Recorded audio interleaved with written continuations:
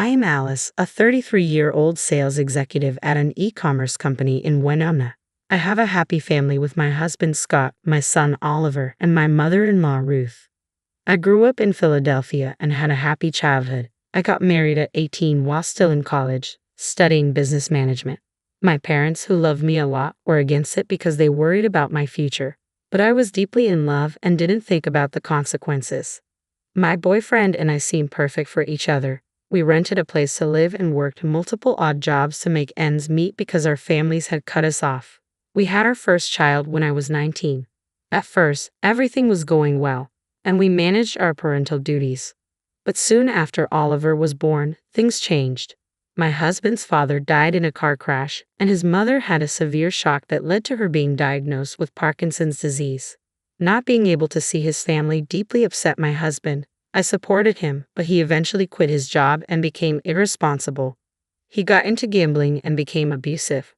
When he hit our 5-year-old son, I left him. I started over from scratch and found my current job. I decided to take a break from dating to focus on myself and my son. After a year, my best friend invited me to dinner with her and her fiancé. At the restaurant, a handsome man with warm hazel eyes asked if he could sit next to me. It was Scott. Yes, please, I smiled. We met again shortly after at her wedding, but we barely spoke. At the end of the evening, though, he came up to me and said, "Alice." "Oh, hi," I replied. "I hope you don't mind me saying this, but you look stunning in that gown." I shyly thanked him and asked if he would like to take a walk after the wedding. During that walk, we talked about our career goals, hobbies, and families. There was no going back after that. We eventually started dating and got married. He's been a loving father to Oliver. Every year on Oliver's birthday, we visit a new city. Scott has literally been the only father Oliver has ever known. Even my mother-in-law Ruth loved Oliver, but things changed after I got pregnant. One day, while waiting at the checkout counter at Walmart, I overheard her talking to the cashier. "Please check once again if any fruit is not rotten. My daughter-in-law is pregnant and I do not want her to get sick." "Oh, congratulations. Will this be your first grandchild?" "Well, it'll be my first real grandchild. I have a step-grandson who's 10 because my son married my daughter-in-law when he was 5, but I try to treat him the same." Tone was full of pretense, and the cashier, keeping things professional, only gave a faint smile. That day, I realized Ruth never truly loved Oliver with her whole heart. She also had a granddaughter from my sister-in-law, whom she adored since birth. She pampered her with gifts and spent as much time as possible with her. Anyone who saw Ruth with her granddaughter would think she was the best grandmother ever. Well, she probably was, but only for her daughter's child. One morning, I woke up to a loud argument between Ruth and Scott. "Are you out of your mind? No way I'm letting you do this," Ruth shouted. "Mom, please. Oliver is my son, and I want to bring him up in the best way. I don't need any more children," Scott replied. I was furious to hear that Scott didn't want to have a biological child and that Ruth was mad at both of us. Scott and I had discussed this the night before, and I had strongly advised him against it. "Hey, what about the family lineage? Oliver is your grandchild, and he will continue our family line. I'm not listening to this erratic decision. If you decide not to have kids, I will end my life," Ruth threatened. "You were just being ridiculous." "All right, I promise we won't do that," Scott said. "Tell me, did she brainwash you into this?" "What? No, Mom. She told me you would be upset about this and that I shouldn't bring it up. This is solely my decision. I didn't want a strained relationship with my mother-in-law. She had been very accommodating before, and I didn't know what caused the differential treatment. But I was sure we could win her over again with our love. I didn't know that was my biggest misconception. We were at a farmhouse for Ruth's birthday, and we were eating apples. She had already eaten 2 apples but wanted more. Scott refused. Then Oliver playfully whispered into her ear, "Don't worry, Grandma. I will sneak an apple for you upstairs." Scott commented, "What's going on over there?" But Ruth was not amused and said in a stern, accusatory voice, "Oliver, it is not good to sneak any food because of choking. You should not learn to pick food without asking an elder." I stepped in and said, "What you are saying is true, but he knows it's not appropriate. He was just joking around with you." "Yes, I am her apple dealer," we laughed, but she retorted, "It's even worse that he is trying to be my favorite. He shouldn't learn favoritism either." I was heartbroken to see my baby's face fall. All he was doing was trying to bond with his grandmother, who once loved him dearly. My husband could not take it. Mom, you know how much he loves you, right? He would never do anything to hurt you. Yeah, I'm sure you love him very much, she replied coldly. One day, I was cuddling with Oliver when she saw it and exclaimed, Alice, what are you doing? You were pregnant, and you were crushing your belly. It's not good for the baby. Don't do that before your delivery. Am I not even allowed to love my son? I wondered how rational that was, but I silently complied because I did not want any drama. Hell broke loose one day on Oliver's 12th birthday. Scott wanted to host a big party. We had invited many relatives, colleagues, and family friends. All of Oliver's friends were there too. We were preparing to cut his cake when suddenly my sister-in-law's daughter came crying up to my mother-in-law, who was standing beside me. She claimed that Oliver had hit her and pushed her to the ground.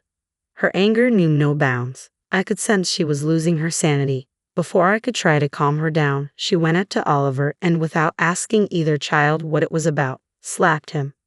You have gathered a lot of guts, haven't you? Creating a scene on your birthday. Get out of the house. Oliver flinched at the impact of the slap and fled from the house, crying. I went after him. After some time, I came back and had to shout at her, What are you doing? It's his birthday. At least hear what he has to say. Stop siding with your son. I've neglected the fact that he forgets where he has come from. I have tolerated him enough. Mom, do you even know what the fight was about? They had an argument about you. She told Oliver you are not even her real grandson and continued to mock him, after which Oliver pushed her to the ground. She glared at me. I said, I absolutely do not condone his behavior for any reason, but I wonder where she learned this from. My mother-in-law was speechless for a moment. It was then that we finally found out the reason behind her selective behavior towards her grandchildren. It's pretty normal for me not to have affectionate feelings for him because he was born by an outsider and not my son. No matter what, the children of my biological children will always be dearer to me than your son. She turned away and continued, I'm going to love your baby more. This is completely reasonable, and that is how most grandmothers feel. They just don't say it. I couldn't believe my ears when she spilled her secrets. It was like a bolt from the blue, leaving us utterly flabbergasted. Where on earth did she pick up this old-school notion? Who was the sneaky influencer behind it all? And how in the world did she end up thinking like this? Her whole rationale had us all dumbfounded and at a loss for words. Oliver also told me how his grandma used to tell his sister before him that his brother or sister would be mommy and daddy's real child. I asked him what else grandma told him, and he shared how she had been telling him that he wasn't really her sister. I saw my mother-in-law look away with a hint of guilt. Now Oliver thinks that he is extra special to us because we don't want him to realize how his little brother or sister is always going to be grandma's favorite grandchild.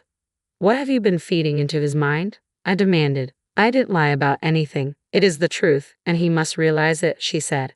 Unfortunately, Scott was away on a business trip when this happened. The next day, I told him everything.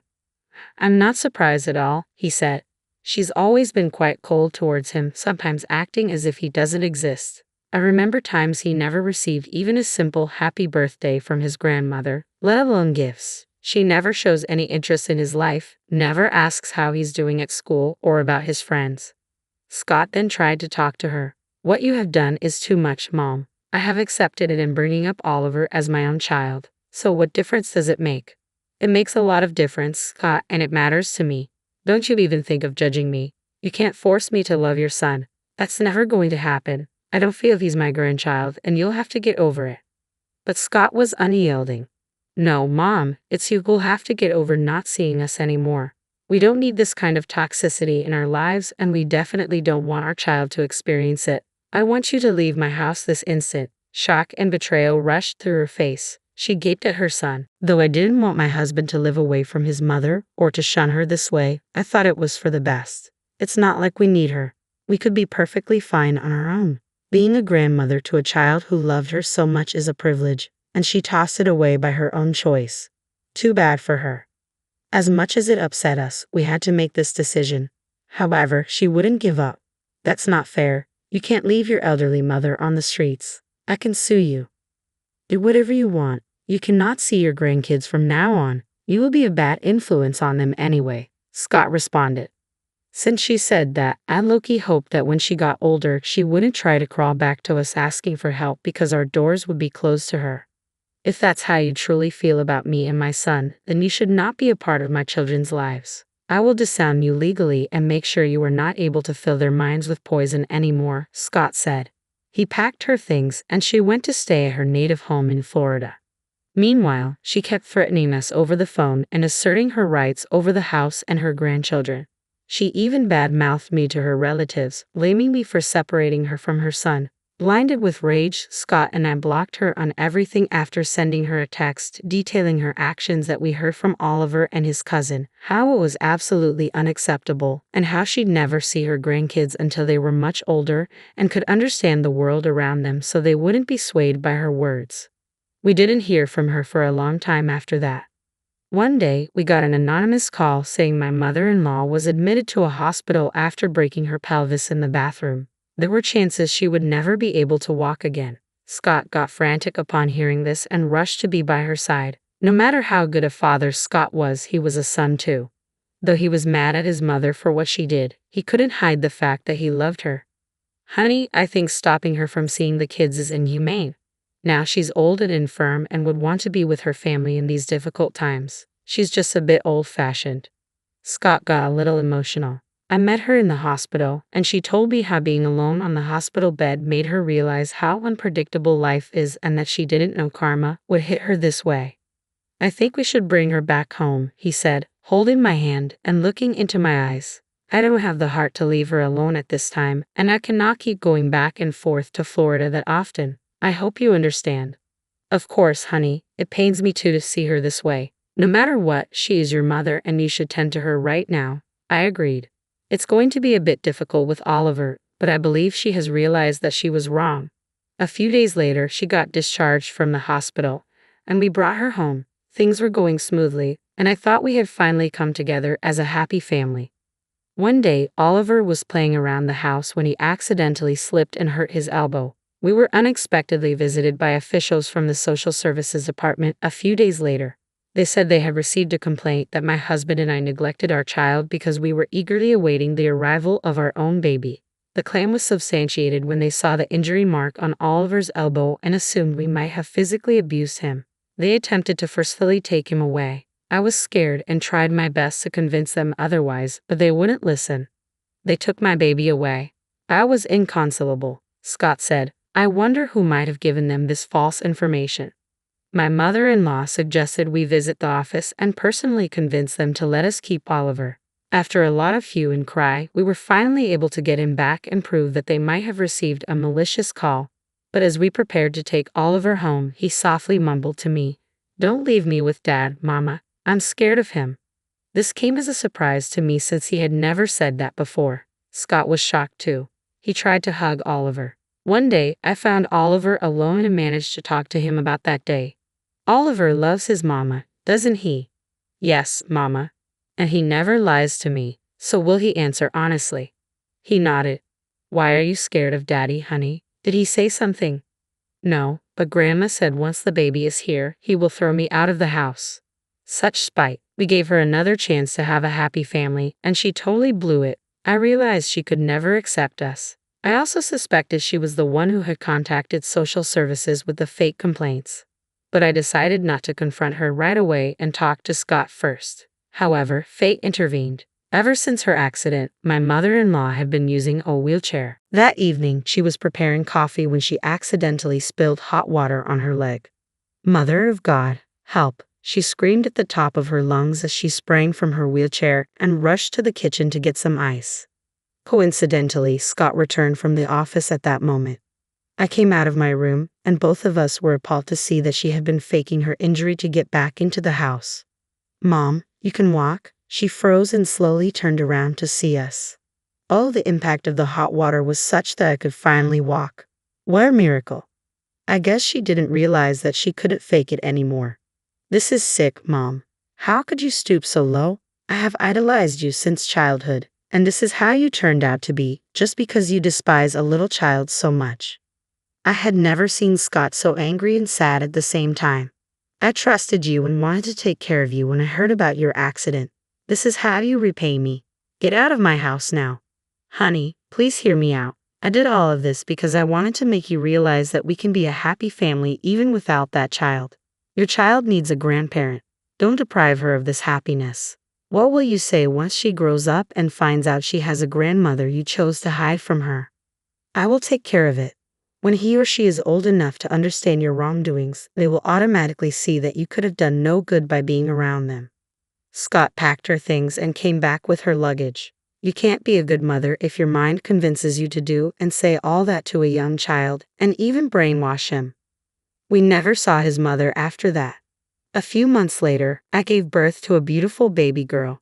Scott loved both his children equally and taught them always to stand by the truth. I often reflected on how different mothers can be. My mother was modern and progressive despite being from the countryside. She rarely talked about marriage and kids, always pushing me to fulfill my career goals. Unfortunately, I didn't value her ideas back then because I wanted to get married so badly. But life shows you the mirror eventually. I learned from my mistakes and the people I met. Scott and his mother were from the same family but different generations. While I cannot entirely blame her for having such notions, I think if she had truly loved Scott, she would have found happiness in his happiness. Her comments about and to my son had been unreasonable and unfair. Luckily, Oliver hasn't grown up to hate and disrespect her, but he always remembered her as his grandmother. I could not even begin to imagine what would have happened had she stayed with us longer and continued her dirty games. Fortunately, fate took its toll on her, and we were free of her toxicity and drama once and for all.